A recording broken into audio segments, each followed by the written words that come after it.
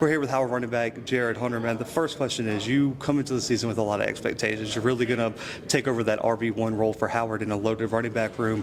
Talk a little bit about stepping into that leadership role for the Bison. Right, yeah, that's one thing Coach emphasizes. He's like, you're getting older.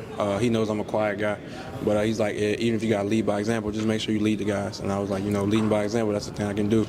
It's a little different for me, honestly, stepping out, doing interviews, stuff like that. Like, it's usually a post-game thing. I don't mind doing them then, but just doing it before the season, like, it's different because I'm always in game mode, always locked in, not really a talkative guy. So definitely stepping out of my comfort zone to be able to help the team a little bit.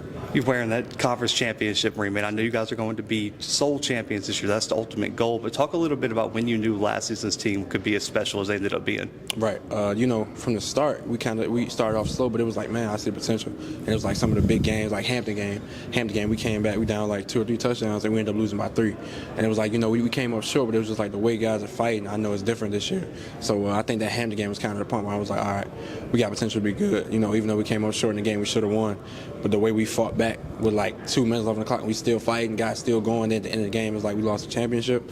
I'm like, yeah, we got potential this year for sure. The running back room has a lot of great running backs in it. Talk a little bit about the relationship in that room and how you guys are rooting for each other always, no matter who gets the most carries. Right, man. From top to bottom, like everybody roots for everybody. The bottom guy on the roster, we root for him. From KJ to Tone, we root for those guys. And no matter who it is, everybody just cheering. We got Rob, we got Tone, we got Ian, and then the main guys you guys see, Ian and Eden. All 3 of us just kind of have no ego, so everybody's cheering for each other. I'm tired, I'm boom. Who ready, who want to do it? They go in. Then I'm on the sideline, they're like, boom, which one y'all ready? And then everybody's always eager to go in. And I guess it's hardest for Coach to be like, all right, who goes now? Who gets his turn now? So just whoever's hot that day, Coach make sure he lets me. We all balling. We all try to spread it out. Talk a little bit about your development, man, from true freshman to now. What's the single biggest developmental change you've seen in your game? Got you. Man, from true freshman, the game was so fast. I think the older I've gotten, the more I've matured, I've kind of slowed the game down.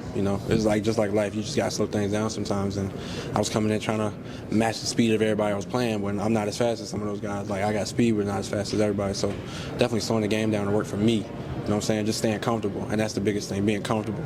So if I'm able to play at my own pace, why not play at my own pace? So just the speed of the game, slowing it down. Talk a little bit, just the final question here, man. What it would mean to you to end your career getting Howard to their first Celebration Bowl and getting that HBCU national championship? Man, it's crazy. It's the biggest thing. An interviewer asked me earlier. He was like, what was it like to get the championship for the MEAC since 1993?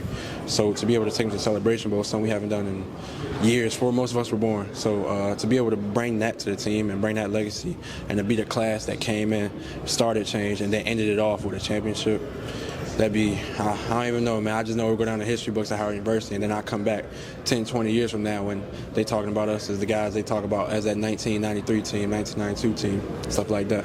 And Jarett, appreciate you taking some time to join us here at MEAC Media Day, man. Congrats on a huge season, and I'm looking forward to seeing what you put on the field this year. That, man, for sure.